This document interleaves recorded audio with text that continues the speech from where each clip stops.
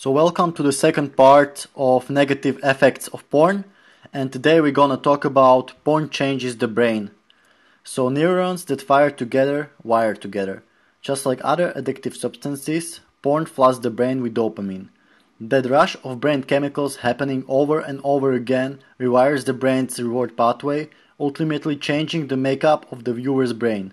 This can result in an increased appetite for porn.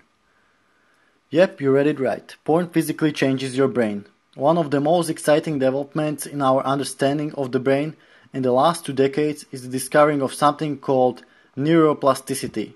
Neuro meaning brain and plasticity meaning changeability. In other words, scientists have discovered that your brain is a lot like a never-ending game of Tetris, constantly laying down new pathways based on your experiences. To explain how it works, brain scientists have a saying, neurons can fire together, wire together. If you are wondering what a neuron is and why it's on fire, here is what that means. A neuron is a brain cell, and when a brain cell gets activated at the same time by something you see or hear, or smell or whatever, they release chemicals that help you strengthen the connection between those neurons. For example, when you eat something delicious, your brain releases dopamine, a chemical that makes you feel good. Or if you hold hands with someone you care about, your brain releases a chemical called oxytocin, which helps you bond with people. So if every time you went to visit your Uncle Carl, he gave you a big hug and then took you out for ice cream, you'd probably start feeling pretty great about Uncle Carl, since your brain would build pathways connecting Uncle Carl with feeling happy and loved. You have these kinds of brain pathways for all sorts of things. Riding a bike, eating a sandwich, and walking the dog. And when a person looks at porn, their brain creates new pathways for that too. Just like other addictive substances, porn floods the brain with dopamine. But since the brain gets overwhelmed by the constant overload of chemicals that comes with consistent porn use, it fights back by taking away some of its dopamine receptors, which are like tiny ears on the end of a neuron that hear dopamine's message. With fewer receptors, even if the brain is putting off the same levels of dopamine in response to porn, the user can't feel dopamine effect as much.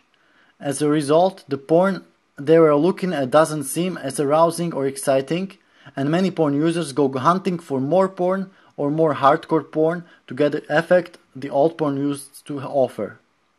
As a frequent porn user's brain acclimates to the new levels of dopamine flooding through it, regular activities that would normally set off a burst of dopamine and make the person feel happy aren't strong enough to register much anymore, leaving the user feeling down or uneasy whenever they go for a while without looking at porn.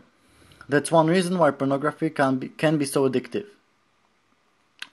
Once addiction sets in, the user has a whole new set of problems because addiction damages the part of the brain that helps you think things through to make good choices, the brain's limit setting system.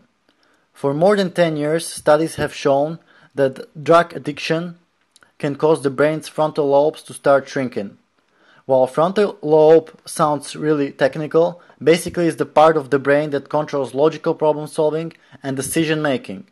But recent studies have found that it's not just drugs that cause that kind of damage. The same problems show up with other kinds of addiction such as overeating, internet addiction, and sexual compulsion. And here is the really scary part. The more porn a person looks at, the more severe the damage to the brain becomes, and the more difficult it is to break free. But there is good news too. Neuroplasticity works both ways. That means that the damage to the brain can be undone when someone gets away from unhealthy behaviors. Thanks for listening, and see you in another part.